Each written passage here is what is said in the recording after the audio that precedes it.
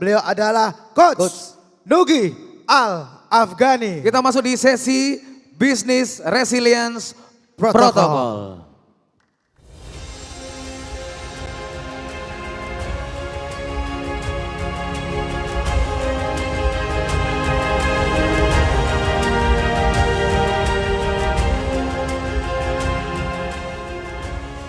Tiga 13 tahun yang lalu. Ya, 13 tahun yang lalu. 2013. Pertama kali Gebyar Wirausaha diinisiasi. Dan Sukses Berkah Community diinisiasi ketika momen GWU ketiga. Dan saya menjadi saksinya. Ketika itu, satu tema dihadirkan oleh Coach Ridwan Abadi, The Power of Synergy. Masih teringat? Kurang lebih 1.000 pengusaha hadir di Kota Malang. Mereka berkumpul bersama, dan Coach Ridwan sempat mengatakan, Kang, kita mau bikin komunitas, Kang. Namanya Sukses Berkah Community. Masya Allah. Dan ternyata komunitas itu terus hadir dan terus mewarnai Indonesia. Dan hingga hari ini pelaksanaan Gebyar Wirausaha ke-12. Berikan tepuk tangan untuk GWU.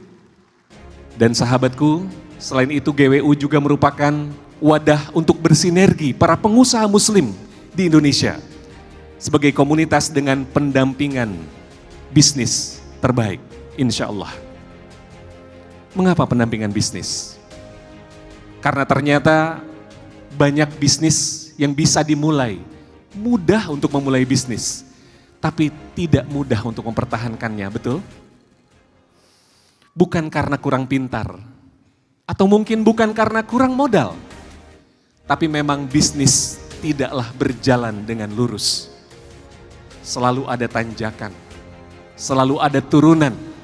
Selalu ada belokan yang tajam. Selalu ada masa yang terang, yang kadang menipu. Selalu ada masa yang gelap. Dan hari ini kita hidup di masa itu. Hari yang penuh dengan ketidakpastian.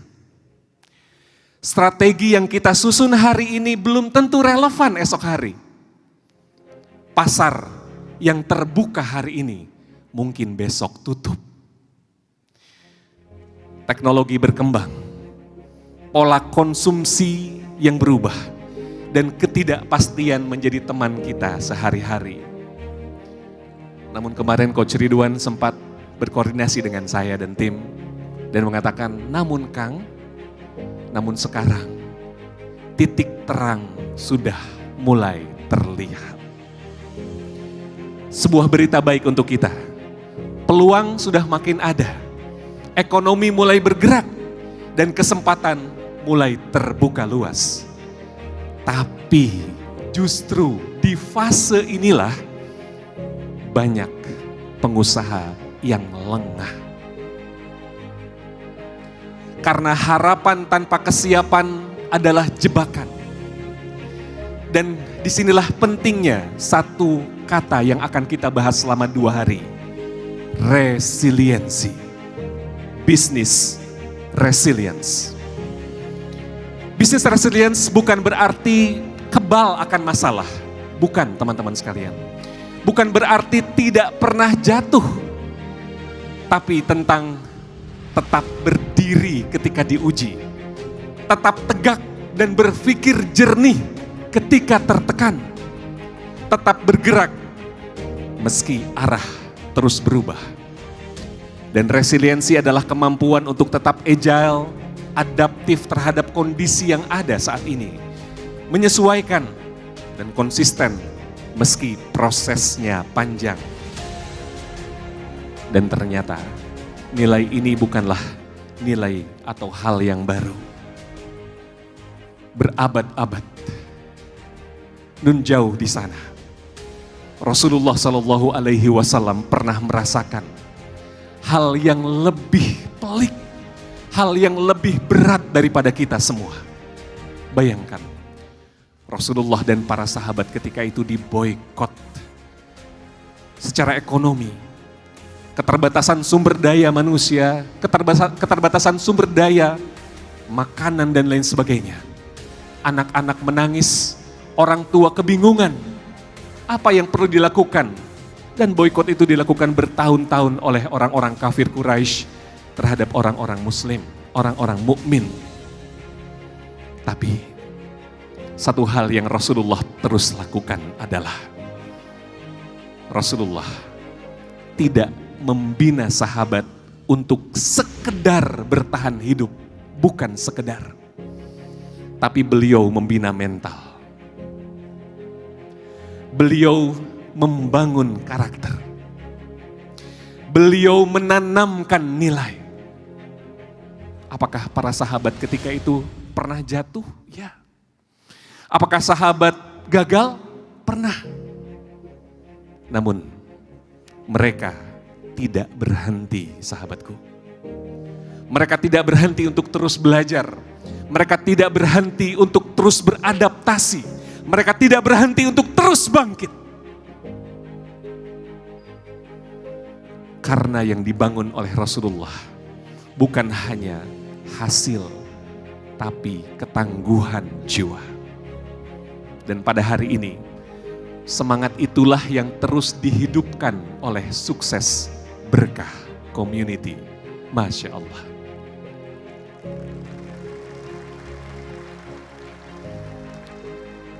Gebiar Wirausaha bukan hanya sekedar tentang memulai bisnis. Ini tentang mempersiapkan diri, menjalani perjalanan panjang sebagai pengusaha.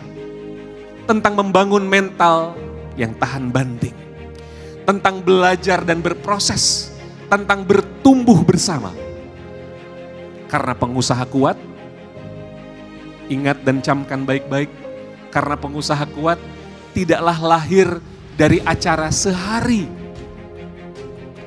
tapi lahir di balik pembinaan yang berkelanjutan, sebagaimana Rasulullah SAW lakukan kepada para sahabat. Selama 2 hari ini, saya akan hadirkan narasi-narasi tentang para sahabat yang dididik langsung oleh Rasulullah SAW, sehingga mereka memiliki resiliensi, baik dari sisi sumber daya manusia, baik dari sisi keuangan, baik dari sisi operasional, baik dari sisi marketing. Ternyata sahabat dididik oleh Rasulullah dengan luar biasa. 2 hari ini narasi-narasi yang akan hadir tentang sahabat dan resiliensinya.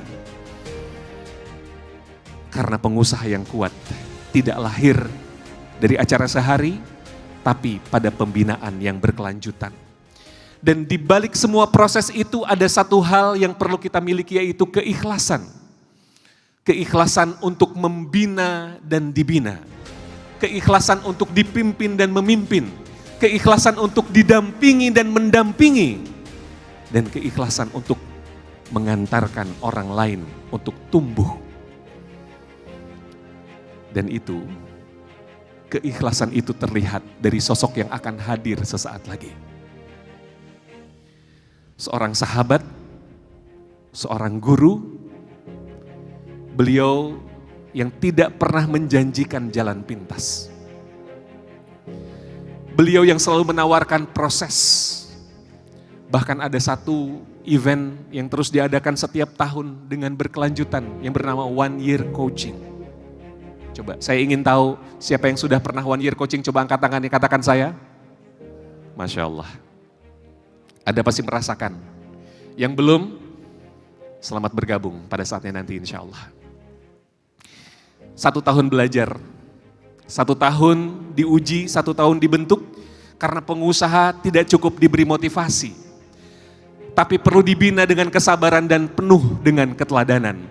Dan hari ini kita tidak hanya membuka sebuah acara, tapi kita memulai sebuah perjalanan.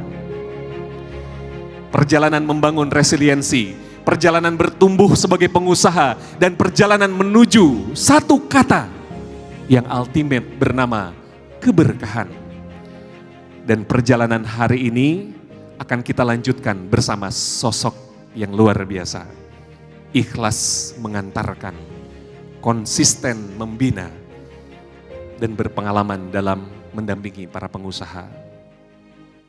Sahabat saya yang saya cintai karena Allah. Sahabat saya yang selalu hadir di tengah-tengah para pengusaha yang tengah kesulitan dan mendampingi mereka dengan penuh keikhlasan. Hadirin yang berbahagia, mari kita sambut dengan penuh hormat dan semangat belajar guru tercinta kita, Coach Ridwan Abadi.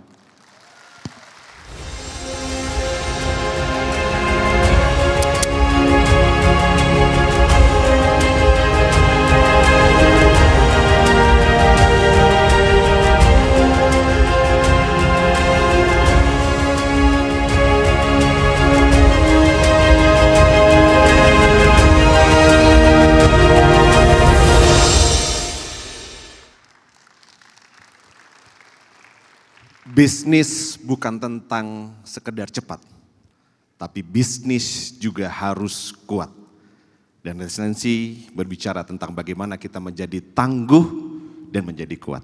Bismillahirrahmanirrahim. Assalamualaikum warahmatullahi wabarakatuh. Alhamdulillahirrabbilalamin. Allahumma salli ala Muhammad wa ali Muhammad. Rabitu billahi rabba wa bil islami dina wa bi Muhammad dan nabiyya wa rasulah. Rabbi zidni wa rizqni fahma qala rabbi shrah li sadri wa yassir li amri min lisani yafqahu qawli amma ba'd. Yang saya hormati Dewan Syuro dari Sukses Berkah Community yang sudah hadir membersamai kita semua. Yang saya hormati pengurus jajaran BOD dan juga kementerian yang sudah berupaya semaksimal mungkin menyelenggarakan kegiatan kita hari ini. Teman-teman OYC 8 yang sudah begadangan beberapa hari, ya tepuk tangan dulu dong buat teman-teman OYC 8 ya.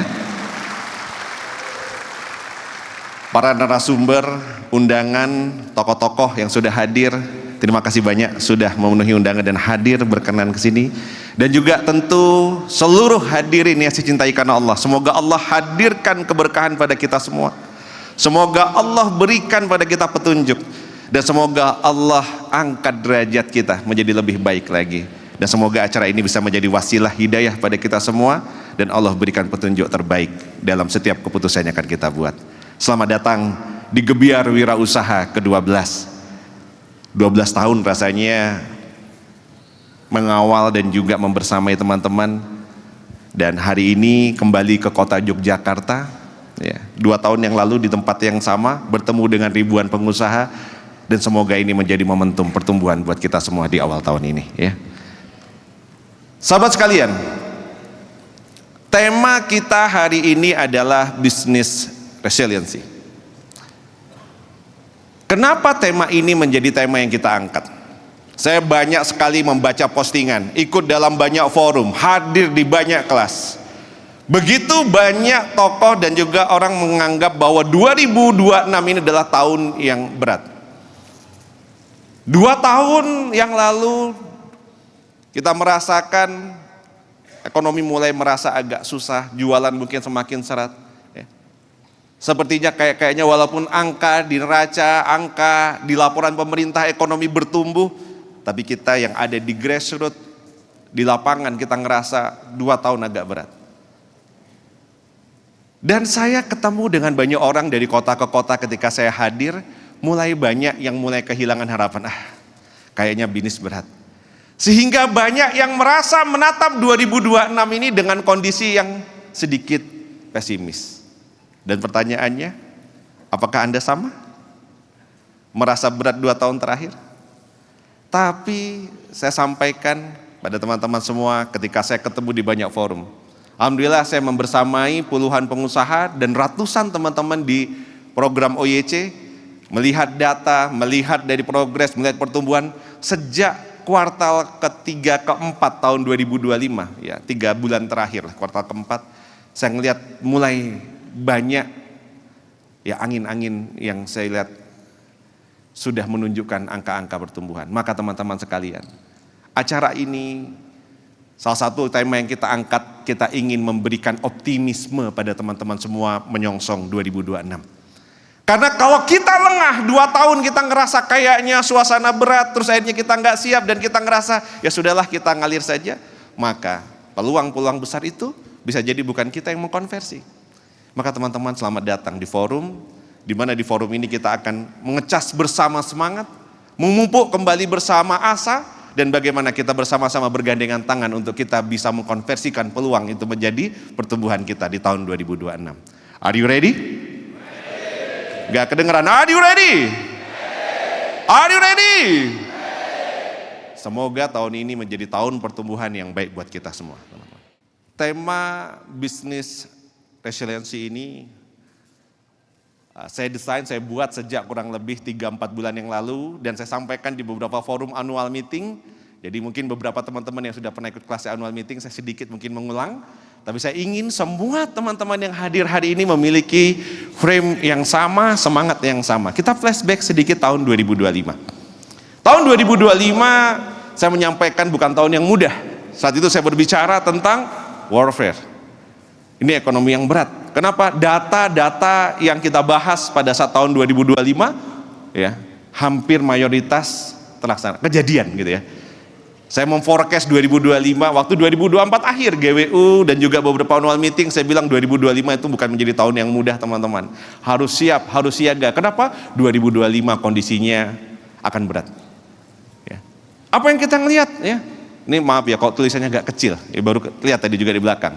Uang beredar akan menguap, banyak pinjol, banyak judol, kemungkinan akan keluar dari Indonesia ribuan triliun ya, dan terjadi tahun kemarin ya. Daya beli akan turun, bahkan saya menyampaikan kalau Anda ngeliat podcast yang bersama dengan SBC saya bilang, ini akan terjadi penurunan daya beli ekstrim. Karena apa? Ekonomi menengah hampir 11 juta orang turun kasta. Jadi akan sangat lumayan kerasa ya. Dan saya menyampaikan juga kelas menengah turun ya. Kejadian tahun 2025? Kejadian enggak? Iya. Dan juga saya menyampaikan rupiah melemah, harga barang naik. Dari data-data ini yang kita ngelihat satu yang nggak kejadian. Alhamdulillah, saya bilang alhamdulillah nggak kejadian. Pandemik jilid 2. Kenapa? Karena awal 2025 di beberapa negara itu sudah menunjukkan angka ada wabah baru yang cukup tinggi dan alhamdulillah tahun 2025 nggak ada. Sehingga tahun 2025 saya menyampaikan kondisinya bukan kondisi yang mudah. Kondisinya kemungkinan besar adalah kondisi warfare. Ya. Kondisi ini perlu disiasati. Masih ingat teman-teman tahun 2025 protokolnya apa? Tahun 2025 protokolnya apa? Lupa. Di GWU sebelumnya saya menyampaikan teman-teman siap-siap siaga 1. Tema Gebiar Wirausaha kita tahun kemarin adalah Be a Winner. Masih ingat apa temanya? Nggak kedengeran suaranya. Apa? Bersama-sama tema kita tahun lalu apa? Kenapa? Karena ini economic of warfare, kayak perang. Semua harus siaga, ya, siaga 1. Kenapa saya bilang semua harus siaga saat itu? Karena apa? Karena kondisinya kita lengah sedikit, peluang hilang. Lengah sedikit, bisa jadi tim kita yang hilang. Lengah sedikit, cabang kita bisa tutup. Maka harus siaga dan be a winner. Maka tahun kemarin Gebiar Wirausaha, ya, kita membahas banyak bagaimana menjadi pemenang. Nah, maka tahun ini sebagai pembuka, apa kira-kira protokol kita di tahun 2026? Apa kondisi yang mungkin akan terjadi di tahun 2026 ini? Teman-teman sekalian, sebagai pengantar menjahit dari tahun lalu ke tahun ini, ya, apa yang akan terjadi di tahun ini? Saya menyampaikan tentang Economic Outlook Indonesia 2026. Ya, seperti yang saya janjikan di video teaser kita, kegiatan ini Economic Outlook Indonesia 2026. Gambaran forecast yang saya susun dari data, banyak sekali data yang saya pelajari, diolah, dan juga data-data dari klien-klien yang kami tangani selama beberapa tahun terakhir, dan juga di tahun kemarin kita olah, dan data dari ekonomi mikro maupun makro. Nah, angka dan data ini semoga bisa menjadi gambaran teman-teman semua menapaki tahun 2026 ini. Terima kasih. Apa kondisi yang kira-kira akan terjadi? Ekonomi satu negara, ekonomi satu wilayah, ekonomi satu daerah, dia akan dibentuk dan dia akan membentuk sebuah peluang dan juga tantangan. Nah, outlook itu kayak kita ibaratnya punya contekan. Kalau kita mau datang ke satu tempat dan kita punya contekan, tentu akan lebih mudah. Atau kita menghadapi ujian dan kita sudah punya contekan, minimal kita punya preparation. Nah maka hari ini kita ingin ya mengajak Anda, kalau banyak di luar sana menyampaikan bahwa 2026 ini akan mencekam, ekonomi sulit dan lain-lain, apakah betul dan seperti apa? Nah ini beberapa data yang bisa menjadi bahan untuk kita diskusi. Peluang dan juga tantangan tahun 2026. Sehingga Anda pulang dari GWU, Anda tahu apa yang harus Anda eksekusi. Anda pulang dari GWU, Anda bisa prepare. Strategi apa yang harus kita susun. Yang pertama di Outlook 2026 ini, ekonomi dibentuk tentu oleh manusia. Teman-teman di sini, ada yang datang dari ujung sebelah barat, Jabodetabek, Garut, Jawa Barat, Sumatera, boleh yang katakan? Masya Allah, tepuk tangan dengan luar biasa buat teman-teman Jawa Barat ya. Ada yang datang dari Cirebon, Pekalongan, terus Pantura, boleh angkat tangan teman-teman? Masya Allah. Tuan rumah Yogyakarta, kok nggak kedengeran suaranya? Solo sampai ke Jawa Timur, angkat tangan. Masya Allah ya. Bali dan seterusnya ada? Oke, lanjut Kalimantan, ibu kota negara kita, ada? Dan yang paling jauh ya, Sulawesi, Makassar dan sekitarnya. Paling kencang, banyak banget ini berarti jangan-jangan ya. Naik kapal katanya. 1.000 orang, ini manusia, datang dari banyak tempat, datang ke sini.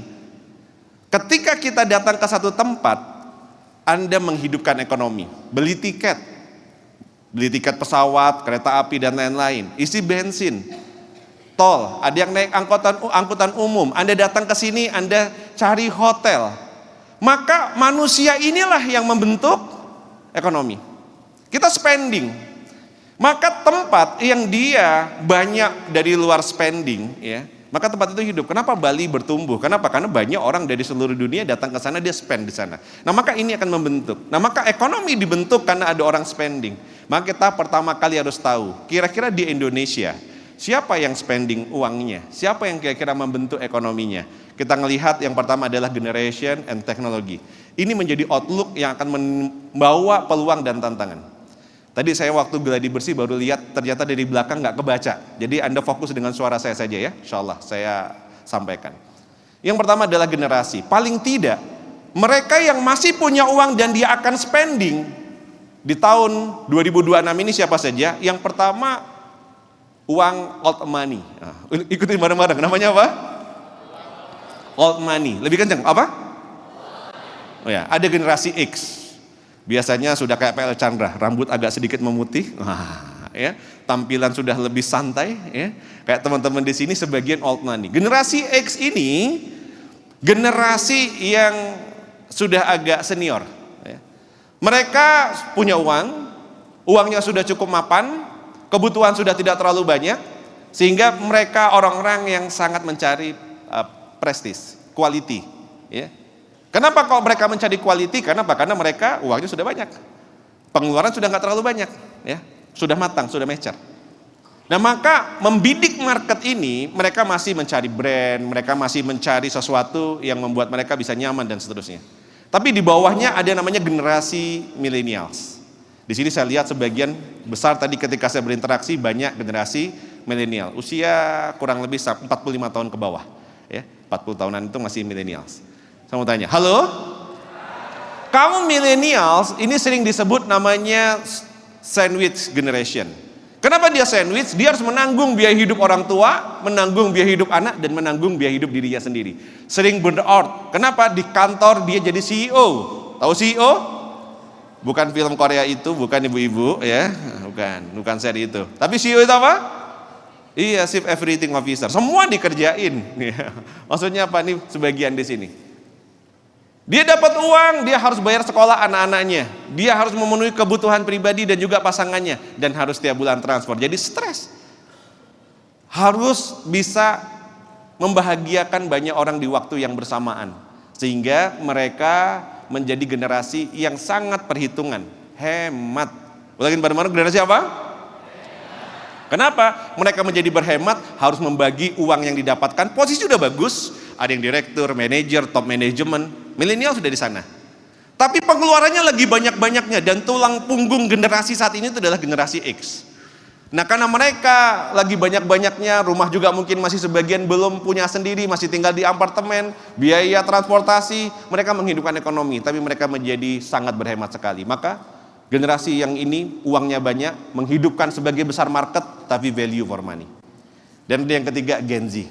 Ya, anak-anak muda, usia 30 tahun ke bawah. Ada yang usia 30 tahun ke bawah, boleh yang katakan? Ini, oh iya Pak Yuda, generasi 30 tahun ke bawah, ya siap. Siap Pak Wapres ya, siap. Iya, Mas Wapres kok ya gini ya.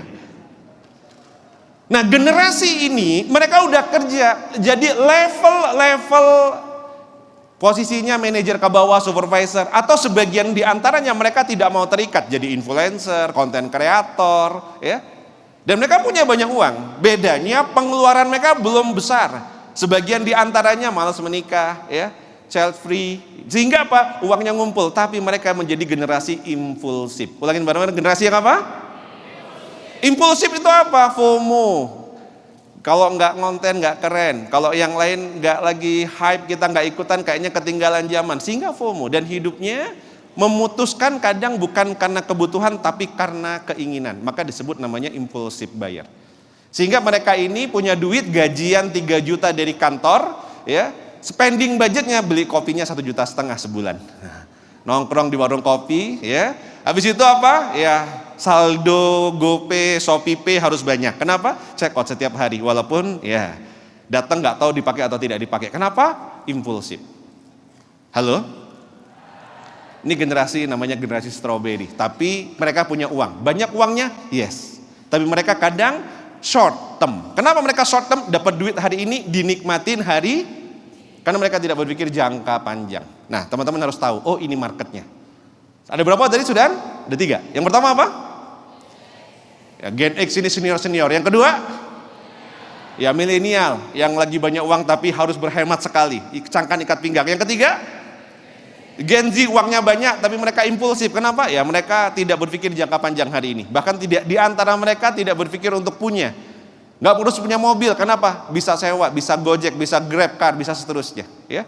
Dan yang terakhir ada namanya generasi alpha. Generasi alpha belum punya uang banyak, tapi mereka sudah punya uang saku, mereka punya tabungan, mereka dikasih orang tuanya, dan mereka menjadi pemengaruh yang luar biasa.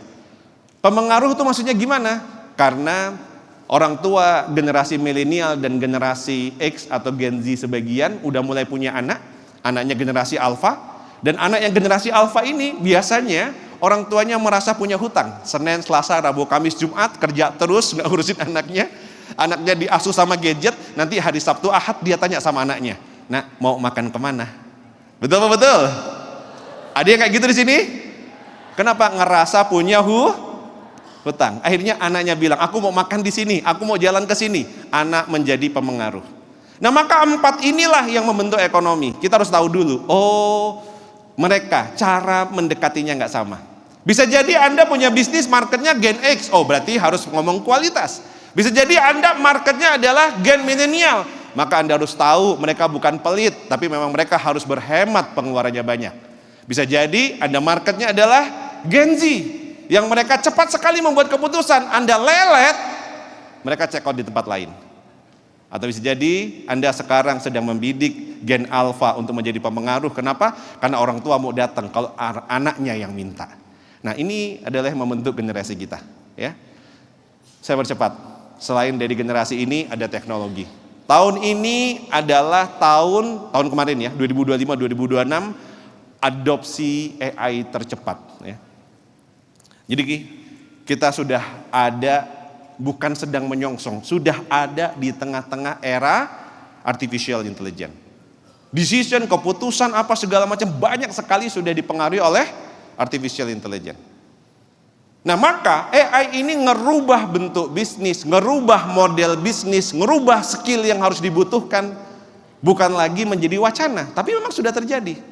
Bahkan anak-anak hari ini, saya ingat banget Gen X, ya, generasi-generasi lama. Dulu kalau mau di kampus itu mau nyari buat skripsi harus datang satu perpustakaan lain, bahkan di kampus lain. Jadi benar-benar cari, baca, pelajari. Masuk ke generasi berikutnya, generasi milenial, sudah generasi Google. Tanya Mbah Google. Cari literatur jurnal sudah via Google. Dan hari ini tidak perlu cari, karena tidak perlu kata kunci. Karena algoritma sudah membaca itu semua. Anak sekarang mau cari tontonan, dia nggak perlu searching. Dia buka, dia sudah langsung disuguhi sesuatu yang tidak perlu memilih. Nah maka AI sudah merubah begitu banyak landscape. Kalau kita nggak paham, kita nggak kenal, ya kita akan ketinggalan. Nah maka teman-teman, bahkan iklan, saya ingat banget dulu teman-teman belajar tentang bagaimana cara yang namanya Facebook Ads, Meta Ads dan seterusnya. Sekarang dengan GMP Max kita nggak perlu lagi untuk ngurusin itu, ROAS bisa ditentukan sendiri. Artinya apa? Tidak perlu pusing kursus bagaimana pasang iklan. Algoritma dan AI sudah mengatur itu semua. Nah maka landscape sudah berbeda teman-teman ya. Ini di era uang dan juga investasi digital yang ngerubah banyak sekali ya perubahan. Ekonomi yang pertama generasi, yang kedua ditentukan oleh teknologi. Teknologinya sudah bukan lagi bicara tentang digital tapi sudah AI. Yang ketiga uangnya pun berubah. Teman-teman, halo? Siapa yang di sini punya aset investmentnya, properti, tanah yang luas, gedung, boleh angkat tangan? Berapa orang? 1, 2, 3, 4, 5, oke, terlalu banyak.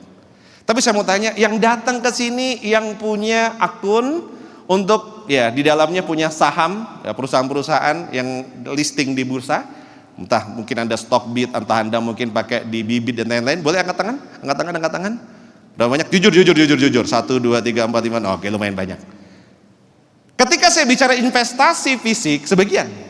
Tapi ketika tadi saya bicara tentang apa? Investasi di dunia digital, ternyata banyak.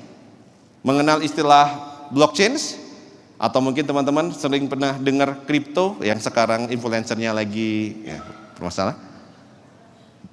Kalau dulu misalnya, Mas Joko misalnya mau buka cabang Kota Gede Jewelry. Oh mau bangun kantor. Beli tanah, anggap let's say harga 2 miliar, bangun 3 miliar, keluar duit berapa? 5 miliar. 5 miliar yang Mas Joko keluarkan itu memutar ekonomi dengan begitu luar biasa. Kenapa? Ketika 2 miliarnya dibayarkan ke Pak Haji beli tanahnya 2 miliar, uang 2 miliar di Pak Haji bisa berangkat umroh, ya, masuk ke biro travel, ya, di travelnya banyak karyawannya, masuk lagi mungkin dia kasih ke anaknya, bagi untuk warisannya, anaknya juga belanja kemana-mana, ya. Masuk lagi mungkin dia beli tanah lagi yang gak kecil di daerah untuk dia mungkin persiapan hari tuanya, uang berputar 2 miliarnya. 3 miliarnya ketika membangun panggil kontraktor belikan toko bangunan berputar banyak karyawan di sana, dia panggil tukang dapat uang. 5 miliar yang diinvestasikan Mas Joko di aset real, market real, memutar ekonomi begitu luar biasa. Tapi hari ini saya mau tanya teman-teman, ya tadi ada margin call kata Mas Joko, lagi rame ya, IHSG lagi dikoreksi, ya masuk ke gradasi. Ketika uang 5 miliarnya Mas Joko dimasukkan misalnya ke Bitcoin, dia cuma menjadi nilai yang tidak terlalu besar. Pertanyaan saya, uang itu berputar di masyarakat atau tidak? Berhenti. Dan ini yang terjadi hari ini. Bukan berarti Anda ngerasa, katanya ekonomi kok bertumbuh, tapi kok kita kering ya? Karena kering itu begitu banyak uang sekarang bergeser masuk ke ya dunia digital. Uangnya tidak beredar di masyarakat. Uangnya tidak beredar di masyarakat. Itu baru ngomongin apa tadi? Baru ngomongin investment. Begitu juga sama, uang yang tadi masuk ke mana? Masuk ke apa namanya paylater, masuk ke apa GoPay, masuk ke ShopeePay. Uang itu masuk ke dalam satu ekosistem yang ekosistemnya sebagian besar tidak beredar di masyarakat kita. Masuk seret langsung keluar lagi. Sehingga apa? Itu yang kita ngerasa kok kayaknya kering ya. Kenapa itu kering? Karena uangnya tidak berputar. Nah, ini kondisinya yang terjadi beberapa tahun terakhir, ya. Dan tahun ini semakin parah. Kenapa? Influencernya semakin banyak dan semakin banyak orang spend uangnya masuk ke dunia blockchain, digital dan lain-lainnya, termasuk kena ya pinjaman online dan juga judi online. Habis di masyarakat, di market uang itu kayak nggak berputar. Ini kondisi. Terakhir, platform monetisasi. Apa platform monetisasi? Kalau dulu kita ngerasa, oh kayaknya kalau apa namanya beli di Gojek, di Shopee, di mana segala macam banyak sekali promo, betul apa betul?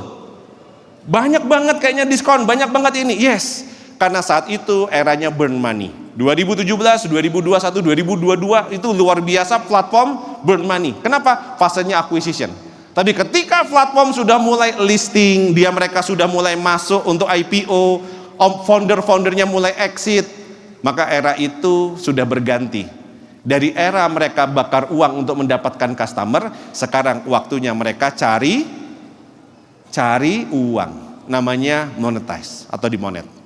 Maka jangan heran kalau sekarang Anda buka di Grab, Anda buka di Gojek, itu Anda buka toko langsung kena potongan 30%. Betul-betul. Anda transaksi yang hari ini jualannya lewat TikTok, keranjang kuning dan seterusnya, dulu kayaknya admin masih kecil, sekarang setiap kuartal itu biaya admin makin naik, makin besar. Bahkan beberapa waktu terakhir ada lagi biaya tambahan. Kalau Anda check out, yang check outnya itu karena dari iklan, Anda bebas ada fee-nya. Kalau Anda organik masih kena fee lagi tambahan.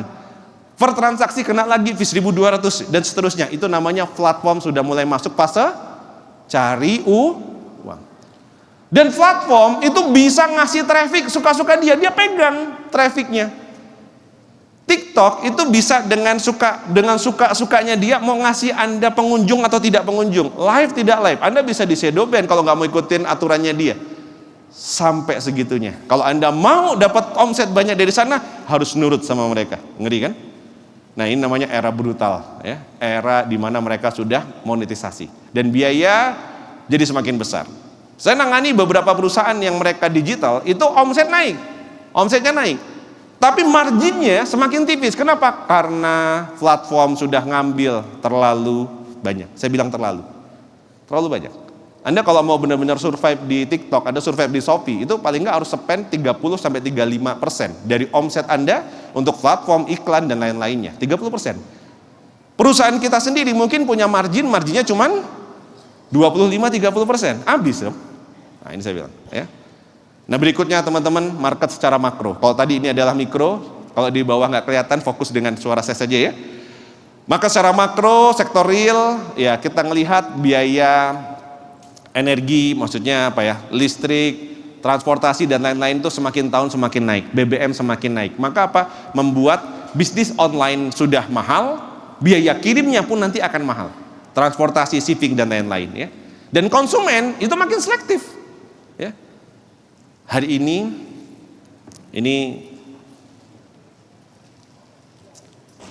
bukan hal yang mudah buat teman-teman. Kenapa? 2 tahun yang lalu di tempat ini saya ngundang Mas J, masih ingat ya? Ada mungkin teman-teman. Beliau cerita, Mas Jaya cerita tentang landscape dunia digital, terutama marketplace. 2 tahun yang lalu, dan hari ini apa yang disampaikan Mas Jaya itu sudah udah kayak vulgar, nggak pakai ditutup-tutupin lagi. Saya ada satu klien yang saya dampingi. Ketika datanya mereka penjualan itu sudah tinggi, ternyata data ini langsung sama mereka, sama ByteDance, sama holding company-nya TikTok. Itu seperti data ini di Cina sana, itu kayak terpublish di ini khusus yang akhirnya bisa memunculkan kompetitor itu direct. Maka kalau saya nulis di sini, persaingan itu semakin ketat. Kenapa semakin ketat? Karena kita bukan lagi bersaing hanya dengan sesama UKM dari Indonesia, tapi kita hari ini bersaing dengan pengusaha-pengusaha dari luar. Jadi ketika pemain-pemain dari Cina itu datang ke Indonesia, dia sudah punya data dari TikTok, real marketnya seperti apa, landscape-nya seperti apa, yang beli seperti apa, daya belinya seperti apa, kontennya seperti apa. Dan kemarin klien kami bahkan yang ngomong itu AO-nya khusus, account officer-nya yang bilang, Mbak, kompetitormu sekarang bukan lagi dari lokal, tapi kompetitormu sekarang dari Cina. Dikasih datanya, saya pelajari selama setahun terakhir, dan ketika kita pelajari, dia copy paste semua strategi yang sudah kita pakai. Jadi ya nggak aman-aman banget juga strategi yang kita pakai. Jadi kita kayak cuman sekedar menjadi tes market dan ngerisetnya. Ketika market sudah gede, ternyata yang bermain mereka-mereka juga, produk dari Cina juga. Nah, maka teman-teman, kalau kita nggak benar-benar untuk bisa belajar, sharing, dan kita nggak benar-benar beradaptasi, bisa jadi kita hanya jadi penonton. Saya mau tanya, halo? Anda pengen jadi pemain atau penonton? Pemain atau penonton? Hari ini sudah jadi pemain atau penonton? Alhamdulillah kalau sudah jadi pemain.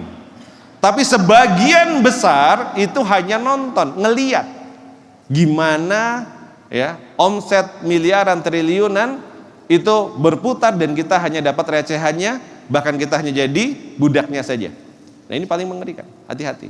Kenapa saya bilang jadi budaknya? Hari ini kalau Anda ngelihat semua berbicara tentang UGC, semua bicara tentang affiliate, kayaknya kalau mau jualannya laris harus cari apa? Harus cari affiliate. Betul apa betul? Halo? Ya. Dan kalau kita itu terusin, nanti akhirnya bahkan sekarang brand owner, pemilik perusahaan itu kayaknya sampai mikir, kayaknya cocokan aku jadi affiliate aja deh daripada aku jualan. Betul apa betul? Kenapa? Karena kalau aku jualan sendiri, sudah masang kita taruh buat capek-capek buat produk, kena potongannya banyak. Nanti kalau mau jualan terus pakai affiliate, kepotong lagi dengan fee affiliate. Iklanku kesedot juga sama kontennya affiliate. Akhirnya banyak business owner pengen jadi affiliate. Nah itu saya agak sedikit ngelus dada. Kenapa saya bilang ngelus dada? Kalau kita benar-benar terusin itu sampai benar-benar mayoritas orang akhirnya nggak berpikir create produk dan hanya jadi affiliate, maka selamat datang di era kita hanya jadi budak. Kenapa saya bilang era di mana kita hanya jadi budak? Karena produk yang nanti akan survive untuk bisa bertahan pasti bukan produk kita. Dan kita hanya suruh jadi penjualnya saja dan pembelinya saja. Halo? Mau? Nah maka kita harus bersiap. Kita harus tata strateginya untuk kita bisa menang. Di finansial, ya, pertumbuhan ekonomi dunia kecil sekali cuma 3% di tengah dengan kondisi yang tidak baik-baik saja. Dan di Indonesia pertumbuhan diprediksi 5%. Nah kabar baiknya pertumbuhan Indonesia di atas pertumbuhan dunia. Dunia berapa persen? 3%. Indonesia diprediksi 5%. Artinya apa? Ada beberapa hal yang positif di sini. Ya. Kenapa kok Indonesia bisa bertumbuh lebih baik? Nah, ini saya mau cerita. Ada yang tahu redominasi? Redominasi itu apa? Uang dipotong. Bukan, gini. Tahun ini sedang digodok undang-undangnya dan insya Allah akan dirilis tahun 2026. Uang 1.000 itu akan jadi tinggal 1. Uang 1.000 jadi berapa? 1 rupiah. Berarti kalau 10.000 jadi 10. Dampaknya apa? Dampaknya memang lumayan kompleks ya. Perhitungan, pencatatan dan lain-lain akan berubah. Ada potensi untuk terjadi resesi. Kenapa kok terjadi resesi? Karena apa? Karena kemungkinan besar akan naikkan inflasi. Ini baru potensi. Kenapa? Kalau tadinya gorengan harganya 1.500, kira-kira kalau dirupiahkan dengan redominasi jadi berapa? 1,5. Orang Indonesia kira-kira kalau 1,5 ada potensi dibuletin nggak? Malas kembalian kan? Parkir aja begitu kan? Bener nggak? Jadi kalau seandainya 1,5 kemungkinan naik menjadi 2. Berarti naiknya berapa? 500 rupiah sebenarnya sekarang. 500 rupiah dari 1.500 itu 30%. Angka yang nggak main-main dan itu akan berpotensi di banyak hal. Jadi akan potensi inflasi. Tapi ini potensi minornya. Nah, ini yang saya pelajari, saya kulik kenapa kok ini akan, maksudnya cara ini akan dipakai. Teman-teman, kalau redominasi itu diketok palu, kalau jadi nih diketok palu, maka uang-uang hitam, uang-uang gelap, uang-uang yang gak jelas sumbernya, suka gak suka, dia akan masuk ke sistem. Kenapa kok suka gak suka dia masuk ke sistem? Contoh, ini bukan mensrea dan saya juga gak akan bergaya kayak Panji ya. Saya nggak akan bilang bahwa ada money laundry, nggak, no, ya, no, tidak berbahaya ya. Tapi fakta bahwa ada uang triliunan ditimbun di bawah rumah itu fakta. Kita case, ya ini karena sudah menjadi berita nasional, teman-teman kalau ngelihat dari case-nya waktu Sambo di bawah rumahnya ada duit 1 triliun. Ketika ada case broker loh ya. Hanya broker kasus saja, mafia, ditemukan 900 miliar. Nah, maka di Indonesia itu banyak banget uang-uang seperti ini. Kalau uang itu ditimbun, dan nggak mungkin uang itu adalah uang dalam rekening. Karena kalau ngeliat nonton mensrea, tahulah uang itu pasti akan kena PPATK, dan juga pasti bank akan alertnya muncul. Pasti uangnya ditimbun. Itu kenapa uangnya ditimbun dalam bentuk fisik. So pertanyaannya, kalau uang itu ditimbun dalam bentuk fisik triliunan, ribuan triliun, dan tahu-tahu uangnya berubah menjadi satu, paham maksudnya? Kepake nggak itu uang? Kepake nggak? Jadi apa? Sampah. Bisa dipahami sampai sini? Dia akan jadi sampah. Nah maka cara yang paling mungkin untuk membuat uang itu bisa diselamatin sama mereka, pasti uangnya akan dimasukin ke sistem. Maka saya kemarin bilang sama teman-teman asosiasi laundry, ya tahun depan kayaknya bisnis laundry menarik, ya, tahun ini gitu. Iya, bisnis laundry menarik. Kenapa bisnis laundry menarik? Saya bilang gitu ya. Iya, ya begitulah pokoknya ya. Maka jangan heran kalau hari ini mungkin dia nggak mungkin langsung masuk. Dia pasti diputar dulu di bisnis, di cleaning dulu, artinya pasti akan banyak bisnis bertumbuhan di mana-mana. Tujuannya agar uang ini bisa kembali. Atau yang kedua, dia akan dibentuk dalam bentuk yang lain. Salah satunya emas. Maka jangan heran kalau tambang emas ilegal lagi marak di mana-mana, tapi uang itu akan berputar di sana. Nah maka teman-teman, ya. Tahun depan akan mungkin ada uang ribuan triliun yang dia akan masuk ke sistem. Kenapa? Karena kalau redominasi terjadi, dari hari ini mereka sengaja diundur agar uang ini bisa berputar, kira-kira gitu. Dan ini sebenarnya strategi yang cukup baik untuk membuat ekonomi di Indonesia itu masih berputar. Ya. Sektor eksternal, ya perang dagang, bahkan bukan hanya perang dagang, perang yang sesungguhnya pun sekarang sedang terjadi, blok-blokan. Baru tahu kan cerita presiden bisa menculik presiden? Ya, gitu ya. Presiden Joko menculik Presiden Prabowo, bukan Prabowo ini maaf ya, bukan. Kang Adi kan ya? Ya, bukan. Nah, jadi kalau kondisinya sudah se ekstrim ini, ya, maka apa yang berpotensi terjadi? Maka kondisi ini potensinya, kalau kita berbicara, akan ada uang masuk, akan ada transisi, akan ada tantangan, akan ada challenge di saat bersamaan. Maka kalau tahun 2025 saya berbicara bahwa 2025 itu adalah warfare. Ibarat warfare itu ibaratnya pohon jati kena kemarau. Kalau pohon jati kena kemarau, apa yang terjadi teman-teman? Dia akan merontokkan daunnya. Itu namanya era efisiensi. Maka tahun kemarin saya bilang, ayo harus kencangkan ikat pinggang. Efisiensi, harus benar-benar disiplin. Kenapa? Eranya krisis. Tapi 2026 dengan semua yang tadi saya sampaikan dan saya ceritakan, maka ada potensi transisi. Kita belum betul-betul kemaraunya pergi, belum, ya.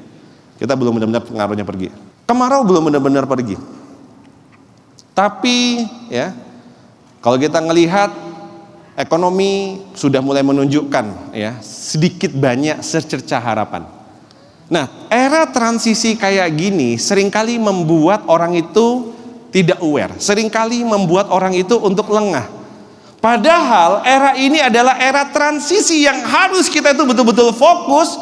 Kalau kita kelewat momentumnya, kita ngerasa ya sudahlah. Seperti waktu pandemi banyak yang bilang, saya nanti akan bisnis, saya nanti akan buka kalau pandeminya selesai. Apa yang terjadi? Pas pandeminya selesai bubar. Semua opportunity sudah diambil sama mereka yang siap. Maka teman-teman, era resiliensi saya bilang bukan lagi era kemarau. Kemarau sudah mulai beranjak pergi. Musim hujan sudah mulai turun, walaupun masih gerimis rintik-rintik. Dan tanah sudah mulai kembali hijau. Saya ingin cerita bahwa era 2026 ini adalah the age of resiliency, di mana harapan baru mulai muncul, teman-teman. Jadi ayo kita mulai optimis, ayo mulai kita song-song 2026 ini dengan lebih pede. Kita song-song 2026 ini dengan penuh harapan. Meskipun di luaran sana akan banyak orang bilang hati-hati, kondisi tidak baik dan lain-lain, saya akan berikan protokolnya. Tapi saya ingin di pagi hari ini, di momen pembuka ini, kita bareng-bareng memupuk asa bersama bahwa 2026 adalah tahun di mana kita bisa bertumbuh di tengah krisis. Maka kalau kita ngelihat di tema kita, ya, bisnis resiliensi, scale up dan eksis di masa krisis. Memang belum benar-benar ekonomi kita yang tumbuh luar biasa, tapi ini adalah momen di mana kita akan bisa bertumbuh, teman-teman sekalian. Maka ayo kita fokus, gandengan tangan, bersama-sama dengan komunitas, bersama-sama dengan sesama pengusaha muslim, bersama-sama dengan keluarga besar. Ayo kita bangkit, ayo kita tumbuhkan bisnis kita di tahun 2026 ini. Are you ready? Are you ready? Maka ibarat kemarau mulai pergi, tapi hujan masih gerimis, tanah sudah mulai basah dan mulai muncul rumput-rumput kecil, maka yang berputar kalau Anda melihat hari ini, ya banyak orang mulai buka usaha kecil-kecil, buat kafe walaupun dari gerobakan, buat jualan kopi dari pakai sepeda. Itu ciri bahwa mulai tumbuh ekonomi mikronya. Tapi saya mau tanya, halo? Yang paling sering muncul pada saat awal-awal musim hujan itu apa? Yang paling banyak muncul? Rumput-rumput kecil dan jamur. Artinya apa? Kecil dan banyak. Maka potensi kompetisi kita akan berkompetisi dengan pemain-pemain baru, kecil-kecil dan banyak. Ya. Nah maka kalau tadi saya menyampaikan bahwa, nah ini ya tadi, hujan mulai turun teman-teman semua, kemarau mulai pergi dan rumput mulai hijau kembali. Ini adalah gambaran tahun 2026 dalam proyeksi yang saya gambarkan. Ya. Nah maka semoga ini menjadi harapan baru buat kita semua ya. Dan welcome to the age of resiliency. Selamat datang di tahun yang di sini membutuhkan ketangguhan. Apa sih resiliensi? Resiliensi itu adalah ketahanan atau daya lentur. Sehingga kalaulah kita pegang bola kaca, saya jatuhkan bola kacanya, apa yang terjadi kira-kira dengan bola kacanya? Langsung pecah karena dia tidak punya kelenturan. Tapi kalau yang kita pegang bola bekel, kita banting bola bekelnya, apa yang terjadi kira-kira? Dia melenting. Nah maka resiliensi itu adalah kemampuan kita beradaptasi, kemampuan kita lentur, kemampuan kita untuk tahan dengan segala kondisi yang tadi kita sampaikan. Yang tidak mudah tapi ada harapan. Maka mereka yang paling lentur, mereka yang akan bisa mengkonversi opportunity-nya. Mereka yang kaku, mereka yang sangat terlalu monoton, mereka yang tidak bisa beradaptasi, mereka akan kalah bersaing. Nah, maka tahun ini tahun di mana kita butuh kelenturan ekstra. Tahun ini kita harus siap ketika kita harus banyak berubah, menyesuaikan strategi. Tahun ini kita harus mampu bersaing bahkan dengan persaingan dari luar negeri. Tahun ini kita harus mampu untuk benar-benar kita menguatkan diri ya. Karena kemampuan satu sistem bisnis untuk tidak hanya bertahan dari guncangan tapi bangkit lebih cepat dan lebih baik dari guncangan itu terjadi ya. Nah, maka teman-teman, apa protokol kita tahun ini? Nah, ini yang pengen saya sampaikan untuk menghadapi era resiliensi ini. Maka protokol tahun ini saya menyebutnya namanya brutal. Karena eranya brutal. Protokolnya apa? Namanya brutal protokol. Kenapa saya menyebutnya adalah brutal protokol? Karena dengan kondisi daya beli yang seperti tadi, ya, market yang volatility, kondisi uang beredar yang terbatas, kondisi platform yang mereka sudah mulai monetisasi, dan kondisi persaingan kecil-kecil akan muncul banyak, bagi mereka yang terlalu santai, ya mohon maaf Anda akan ditinggalkan. Maka tahun ini 2026 harus satset, harus ekstra, harus ekstrim. Nggak bisa biasa-biasa saja. Coba angkat tangan kanannya, tepuk pundak teman sebelah kanannya. Saudaraku. Lebih kencang, lebih kencang. Kanan itu berarti sana. Saudaraku, 2026 ini nggak boleh loyo, nggak boleh males, harus satset, harus brutal. Siap? Oke, tangan kiri sekarang pembalasan. Saudaraku, siap? Kalau saya loyo, kalau saya nggak satset, tolong diingatkan ya. Dan ajak saya berlari. Semoga kita jadi saudara di dunia dan di surga. Amin, amin. Ya.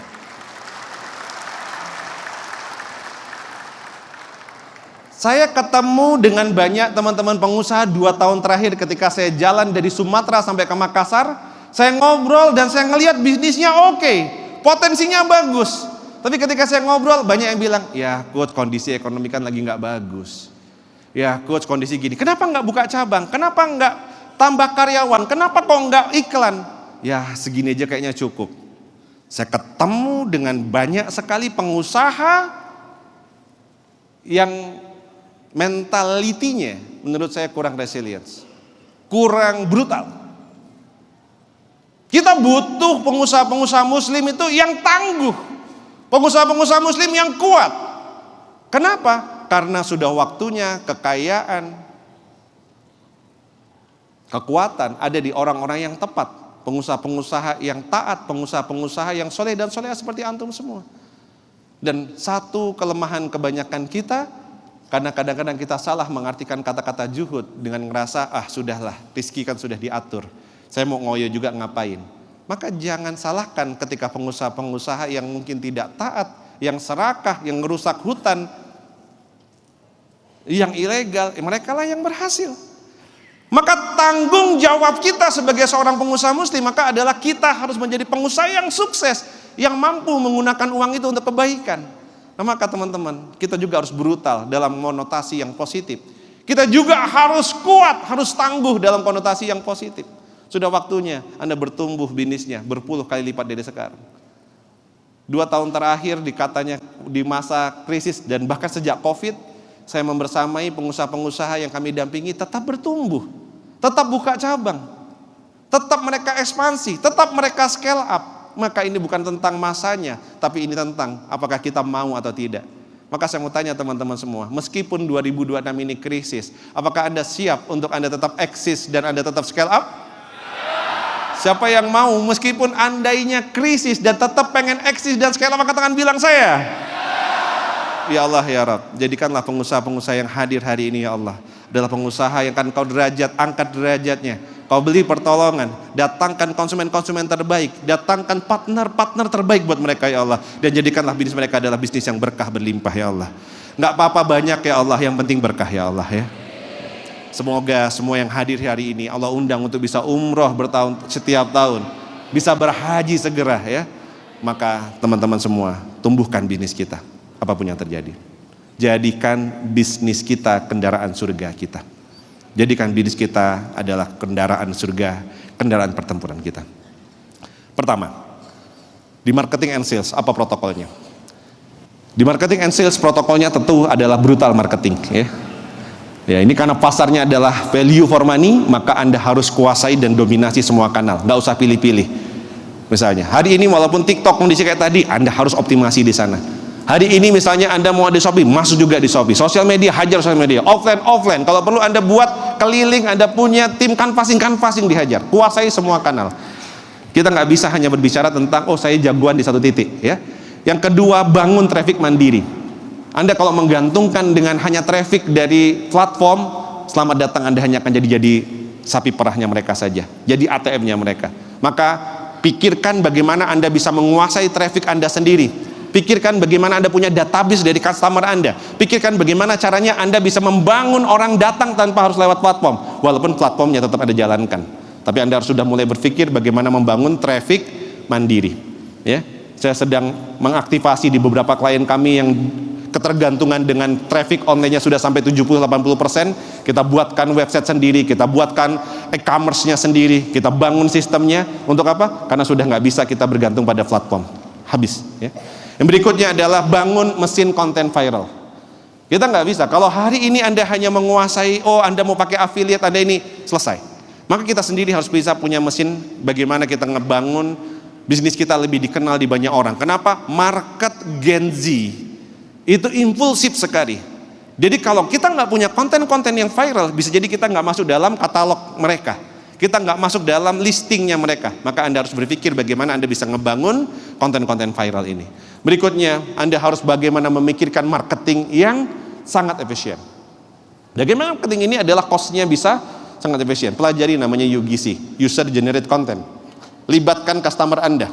Saya menarik lagi ngelihat ada Mimin, admin, bukan admin SBC, adminnya Amanda Brownies lagi chat sama admin Panasonic, diikutin sama adminnya Gojek, Tokopedia, ya.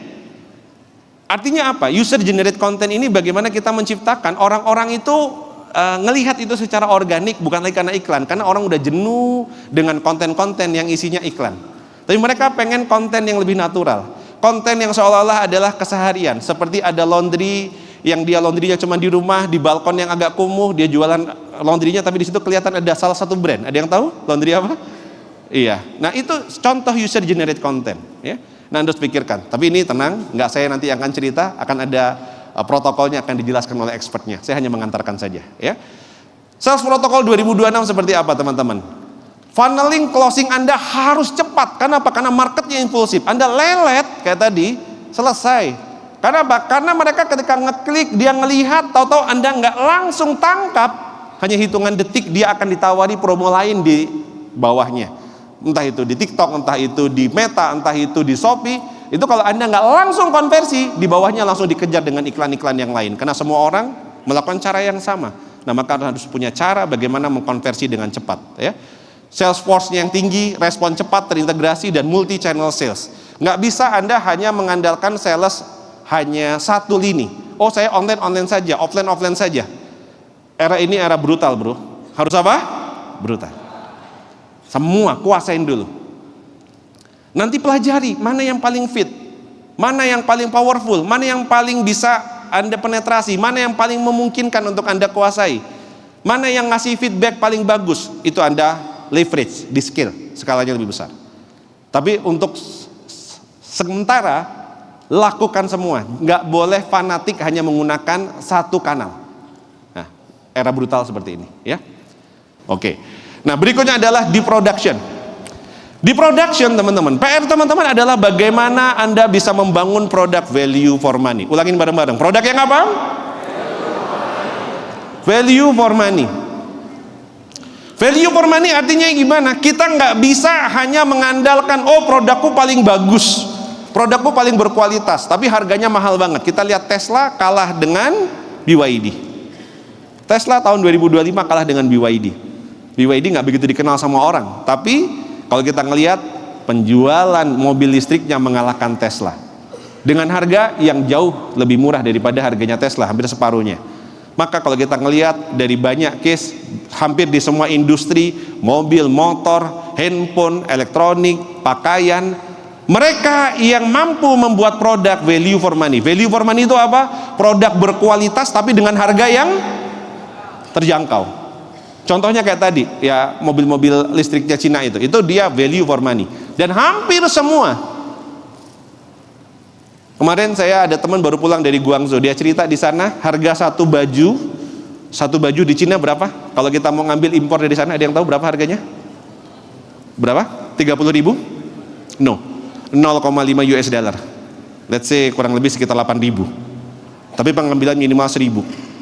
Kebayang nggak? Baju tuh harganya cuman berapa?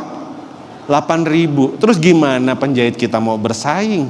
Biaya jahit satu baju di Indonesia 30.000. Lu serius nih? Ini fakta. Loh, di sana yang jahit siapa? Pabrik di Cina sudah pakai AI. Nggak ada manusianya, beroperasi 24 jam, tenaganya panel surya. Kebayang nggak? Bahan bakunya masuk tanpa pajak. Dia mengeluarkan barang keluar untuk ekspor bebas pajak. Bahkan kalau dia keluarkan barangnya keluar, dikasih sama pemerintah cashback. Maka banyak pengusaha dari Cina karena saking kompetitifnya, mereka tidak cari untung, hanya apa? Ngejar cashback dari negara. Bayangin, maka baju bisa harga 8.000. Ngeri nggak tuh? Halo? Ya kita doakan negara kita juga pajak lebih murah, lebih bersahabat gitu ya. Doa yang baik-baik ya. Kita ekspor, ya kita dapat cashback. Amin ya. Insyaallah ya. Loh iya harus didoain. Nah maka apa yang kita lakukan? Berpikirlah value for money. Ulangin bareng-bareng. Berpikir apa? Nah, ahlan wa sahlan Mbak Asih. Nah ini pakarnya membuat produk value for money nih ya. Nah dia.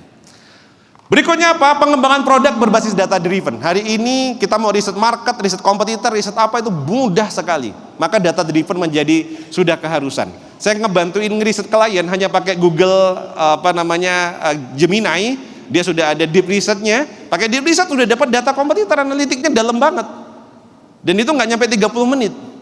Nah maka sudah waktunya Anda kalau mau ngeriset membuat produk, maka sudah tidak pakai feeling dan kira-kira lagi, cocok logi lagi, tapi harus data driven strategik ya. Berikutnya apa teman-teman? Ya kembangkan produk dan service experience. Anak-anak milenial dan Gen Z, mereka sudah terlalu stres dengan kehidupannya, mereka butuh hiburan, maka experience itu menjadi nilai tambah yang powerful. Hari ini orang tidak hanya membeli produknya, tapi orang membeli experience-nya.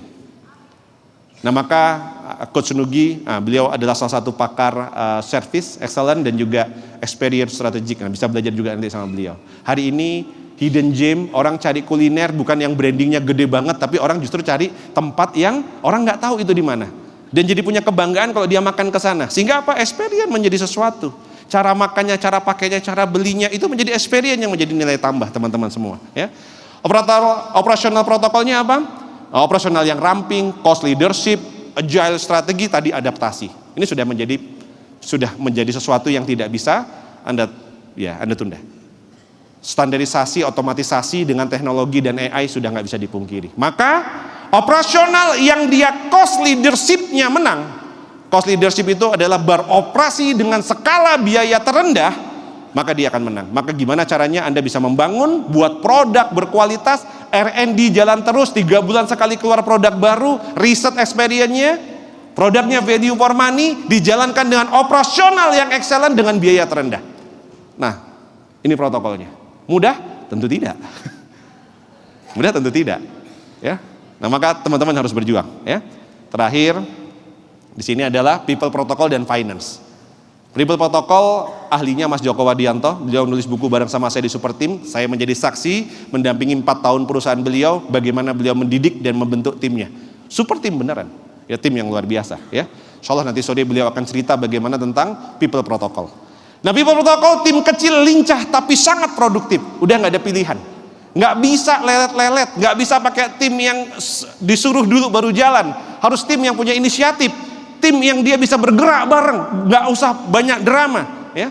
Ini yang harus kita lakukan. Small but mighty, kecil tapi powerful, tapi tangguh, ya. Kecil tapi hebat. Definisikan ulang skill.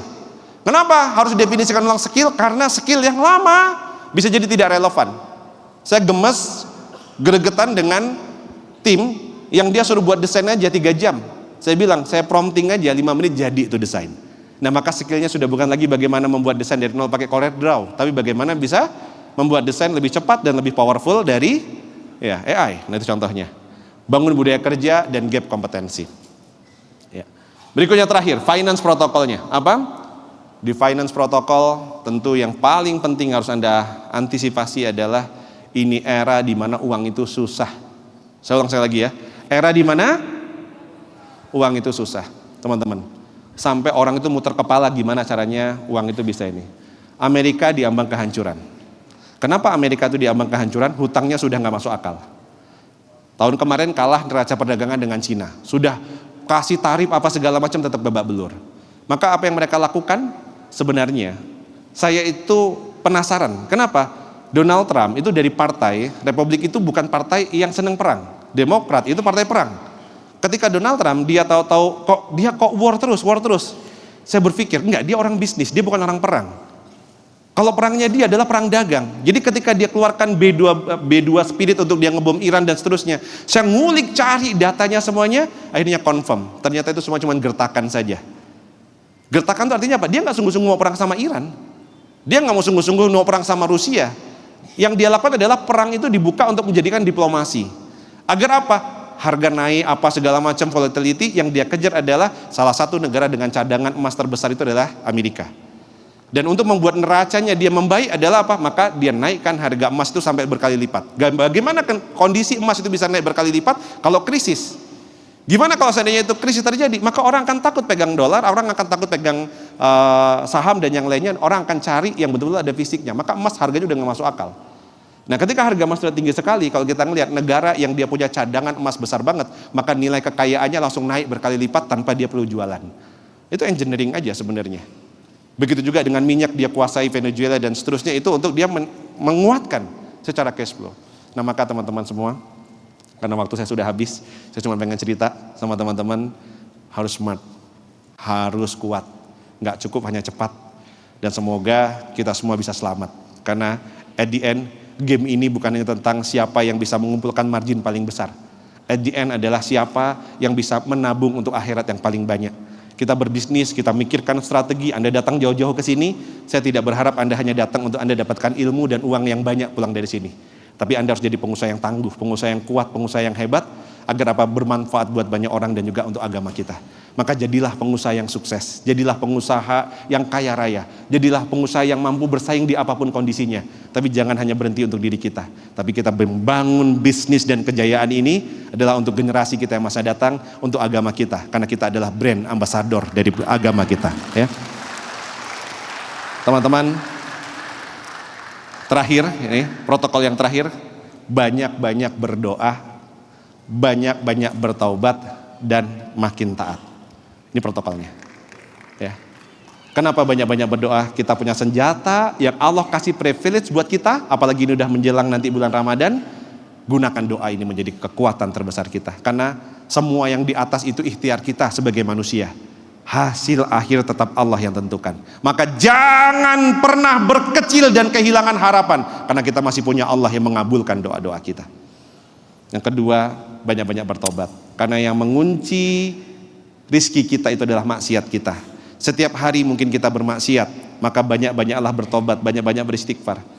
Ada maksiat kata, lisan, mata, telinga, hati yang mungkin setiap hari kita lakukan. Maka kikis itu semua dengan taubat-taubat kita. Banyak istighfar kita, maka insya Allah Allah akan bukakan jalannya. Dan yang ketiga, makin taat. Karena kemenangan hanya diberikan pada mereka yang taat. Maka kalau kita bertakwa kepada Allah, Allah akan kasih solusi dari semua masalah kita dan datangkan rizki dari jalan yang tidak disangka-sangka. Maka teman-teman, 2 hari ini kita akan belajar protokol dari 5 pilar tadi. Akan ada namanya brutal revenue. Nanti insya Allah akan ada Mas Dodi Zulkifli yang akan membedah bagaimana caranya untuk kita bisa menaikkan omset kita dengan signifikan. Akan ada brutal operation and production. Nanti akan ada Mas Jody Bertosuseno yang dia sudah mampu mengoperasionalkan warung steak dengan begitu dahsyat dan luar biasanya. Bertahan dari era krisis dan juga bisa tumbuh dengan dahsyat sampai dengan hari ini. Ada brutal tim, ada Mas Joko Wardianto yang nanti akan berbicara bagaimana membangun super tim yang dahsyat dan hebat. Ada brutal cash flow. Ya. Ada Mbak Asih yang sudah teruji bagaimana menghadapi begitu banyak masalah cash flow dengan luar biasa, yang mungkin akan sharing juga bagaimana cara sharingnya. Dan juga tentu ada guru-guru kita, ada ABN, ada Ustadz Adi Pratama Ladisindo yang akan cerita juga bagaimana kita bisa bertahan, ya. Dan nanti ada teman kita juga Kang Hari yang akan bercerita merajut semuanya dengan respon yang berkelas. Nah, maka welcome, selamat datang di acara Gebiar Wirausaha ke-12. Dan kita belajar bagaimana menjadi pengusaha yang tangguh, menjadi pengusaha yang memiliki resiliensi. Teman-teman sekalian, selamat belajar, selamat berjuang, dan saya tunggu di puncak kesuksesan. Ya, terima kasih banyak teman-teman semua. Yang baik-baik dari Allah, kurangnya dari kami mohon dimaafkan. Dan semoga silaturahim ini menjadi sebuah persaudaraan. Kalau tadi slide-nya nggak kebaca, saya mohon dimaafkan. Di depan ada booth-nya Sinergi, nanti saya titipkan slide saya kalau ada yang butuh ke sana, ya. Terima kasih, sampai ketemu lagi di sesi berikutnya. Saya Idi Wabillahi Taufiq wal Hidayah. Wassalamualaikum warahmatullahi wabarakatuh.